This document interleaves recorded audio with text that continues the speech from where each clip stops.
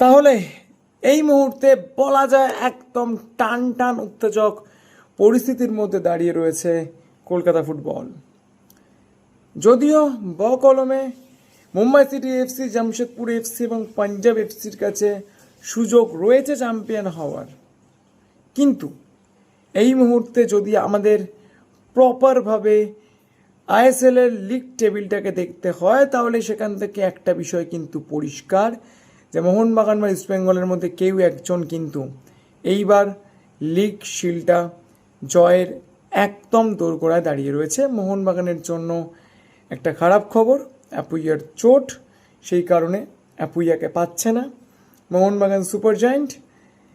কিন্তু যেটা বিষয়, প্রচুর গোলে জিততে হবে এবং সেই গোলের জন্য যাদের দিকে মোহনবাগান সুপার জায়েন্ট কর্তৃপক্ষ, মোহনবাগান সুপার জায়েন্ট সমর্থকরা তাকিয়ে রয়েছে, সেই দিমিত্রি পেট্রাডোস ম্যাচের জাস্ট দুদিন আগে তিনি যে পোস্টটি করেছেন তার সারমর্ম একটাই, তিনি মোহনবাগান সুপার জায়েন্ট ছাড়তে চলেছেন।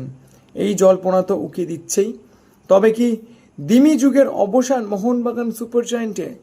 যে 4 বছর দিমি মোহনবাগান সুপার জায়েন্ট সমর্থকদের প্রাণ ভোমরা ছিল, এমনকি গত সিজনে যখন দিমিত্রি পেট্রাডোসের ফর্মটা পড়তির দিকে, সেই সময়তেও কিন্তু বলা যায় ওড়িশা এফসির এগেনস্টে যখন মোহনবাগান সুপার জায়েন্ট দলটা একেবারে কোণঠাসা অবস্থায়, সেখানেও কিন্তু গোল করে ত্রাতার ভূমিকায় অবতীর্ণ হয়েছিলেন দিমিত্রি পেট্রাডোস।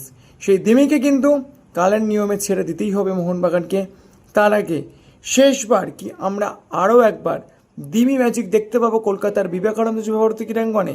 সেই দিকে তো তাকিয়ে রয়েছে আপামোর মোহনবাগান জনতা।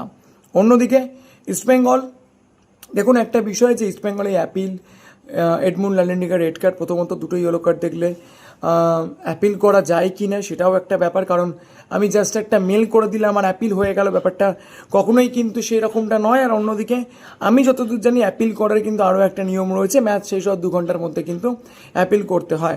এডমুন্ড লালেন্ডিগার ক্ষেত্রে কোনোটা করা হয়েছিল বলে আমার মনে হয় না, তো স্বাভাবিকভাবেই তার রেড কার্ডটা কিন্তু উঠছে না, এটা কিন্তু আপনারা ধরে নিয়েই এগোন। তো যাই হোক, যদি ভালো লাগে চ্যানেলটাকে লাইক করবেন, শেয়ার করবেন আর সাবস্ক্রাইব করতে ভুলবেন না।